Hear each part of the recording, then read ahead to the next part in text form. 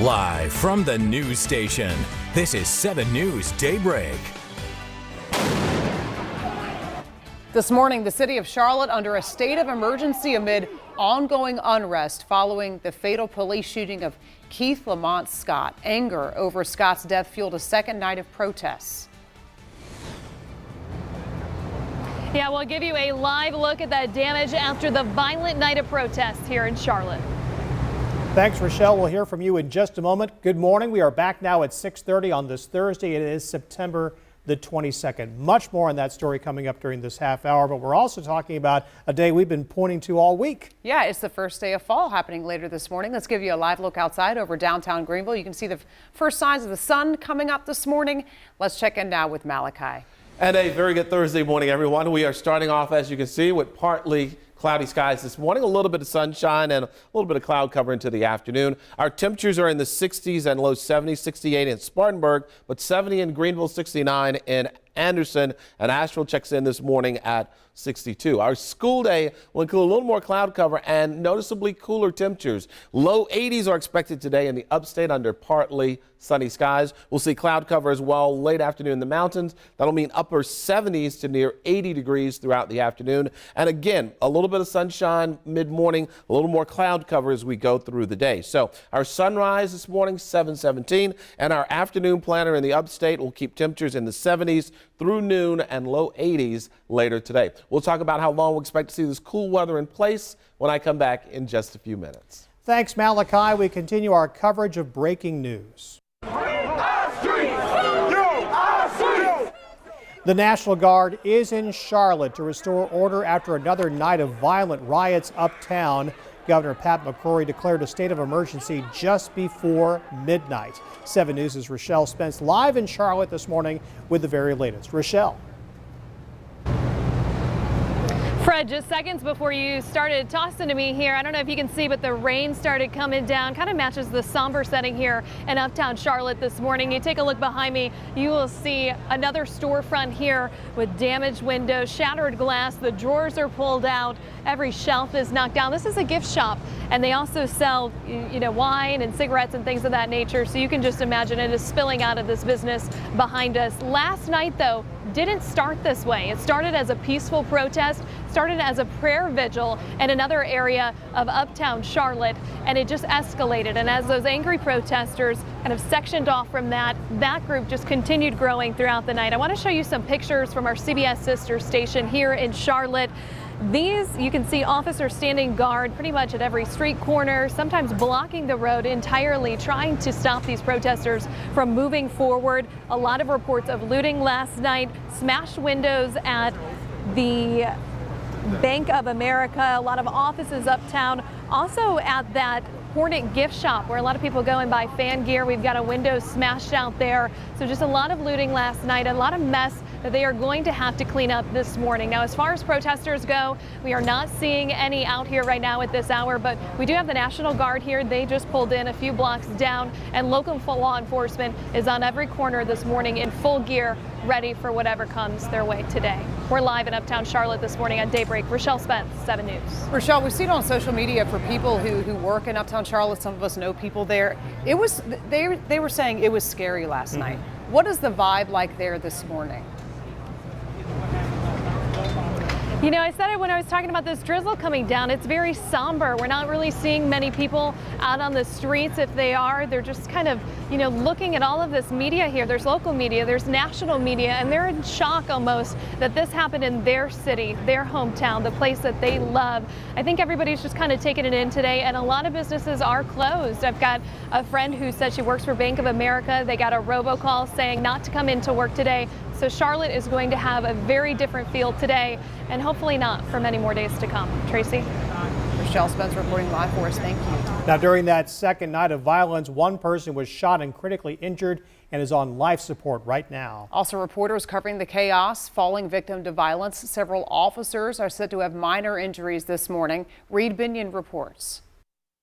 I'm asking for calm. The mayor of Charlotte, North Carolina, calling for peace as anger grows over the fatal police shooting of Keith Lamont Scott. I'm asking for the community to have peaceful protest. But the second night of protests in Charlotte was destructive and bloody. One person hospitalized in critical condition on life support after being shot, authorities say, by another civilian. As night fell, protesters remained out in force, police deploying flashbang devices and tear gas. The report echoing through the downtown streets. Protesters hurling the canisters back at police. Journalists trying to cover the chaos. Oh, well. Also, on a few occasions, getting overtaken by it. One CNN correspondent knocked to the ground. In the middle of it all, some protesters worked to calm things down. I'm trying to prevent people from being hurt. My brothers are out here, too. They're out here trying to make sure we do it the right way. Despite those efforts, police say several officers were injured in Wednesday's unrest. The state's governor declaring a state of emergency and saying he's initiated efforts to deploy the National Guard. We cannot tolerate violence. We cannot tolerate the destruction of property, and will not tolerate the attacks toward our police officers. That is not the American way. I'm Reed Binion reporting. Here's what we know right now. There is a state of emergency in Charlotte ordered by the governor late last night. The National Guard is now in the city. One person is on life support after being shot during the protests. You can count on 7 News to keep you up to date with the latest developments out of Charlotte today, both on air, online, and on our 7 News app. Well, right now the search is on for a group of armed robbers who shot somebody at a convenience store in Spartanburg. Officials say it happened at Breakers on Howard Street just before 6 late yesterday afternoon. We got surveillance photos we'll show you of the suspects who police say they are looking for right now. If you know any of these people, you are asked to call Spartanburg Police. 6:36 now. New information in a wreck that killed a 4-year-old 2 months ago.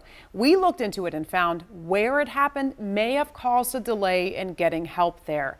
The wreck happened on Highway 215 near Pauline in July. That's near the Union and Spartanburg County line.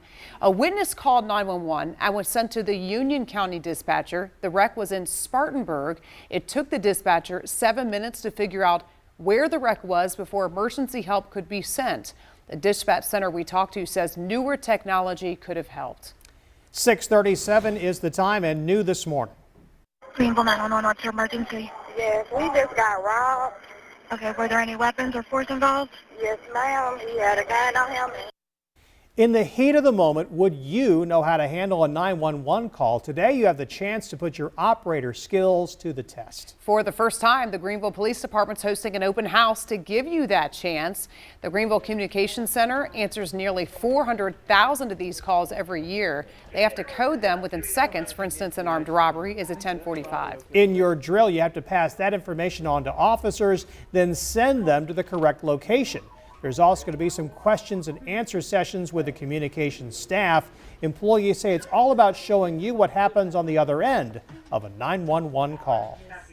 Police think they're first responders, firemen think they're the first responders, but without us, they're not going anywhere. So we truly feel we're the first responders. You know, it's a big family unity thing. We all love and respect each other wholeheartedly, but we definitely are the unseen. We don't get to go and sometimes we don't even know how the call ends. I can tell you a couple of years ago, we had a situation, we had to call 911 and we were talked through by one of those operators. Really? Yeah, it Yikes. was just magnificent. Now, everyone is invited to come out for this experience today. You can also meet with a recruitment officer because guess what? They're hiring. Yeah, you do have to have a high school diploma, a clear record, and of course some good multitasking skills. For more on today's open house, just go to WSPA.com. Let's give you a live look outside right now. We say bye-bye to summer and hello to fall on this day. Malachi is here, and it's going to get the feel of fall. Yeah, it will, and this is one of the darker cameras that we have. Yeah. We have some of our cameras, you can actually see a little bit of light out there this morning. So we're still about an hour away from sunrise, and once the sun comes up, temperatures are going to climb, but not quite what they've been the last few days. In fact, we are in the 60s and 70s this morning across the upstate, western North Carolina. We have low 60s, and our bus stop forecast this morning, a quiet start. 60s to low 70s in the upstate. We'll end the day with temperatures in the low 80s this afternoon. So that's a nice, cool, refreshing change for the area. In the mountains, we'll start in the 60s this morning. We'll see highs near 80 today, with just an isolated chance of a late day shower, again around 3 to 4 o'clock. And that's because we have these showers rotating in off of eastern North Carolina. Overall, though, our rain chances remain low today through the weekend. We'll talk about those rain chances going up next week and talk about temperatures going up this weekend when I come back in a few minutes. Right now, though, let's check in with Emily for an update on our live drive traffic. Thank you, Malachi. So here's what I'm following right now. I've been following this roadwork on 85 southbound. It's just lingering and it's not looking good here. This is in Spartanburg on 85, close to Business 85. So you can see all lanes are open here, but you're seeing all these brake lights. The construction starts at about exit 68, so about a mile from here, and lasts until about exit 63. It's only one lane that's closed, just the left lane, but a lot more cars on the road right now. A lot of people heading to work or school this morning, even though it's still dark out here. A lot of cars, and you can see just a bunch of brake lights there, and people even getting on 85 southbound slow going here by Business 85. That's right by exit 69. Stop and go there, but the good news, 385 at 85 as we move over to that camera, all the road work here has cleared. That's the only spot I'm still seeing is the southbound side of 85 right there by exit 69, but here, this interchange 85 at 385 is looking awesome. Thank you, Emily. Coming up on Daybreak, it might take a little while for this little girl to grow the same size as their teddy bear. The story behind this viral photo. And coming up on the Carolina CW, Back to the Future's self-lacing sneakers will soon be in stores. We'll tell you when you'll be able to wear Nike's new creation when Daybreak continues at 7.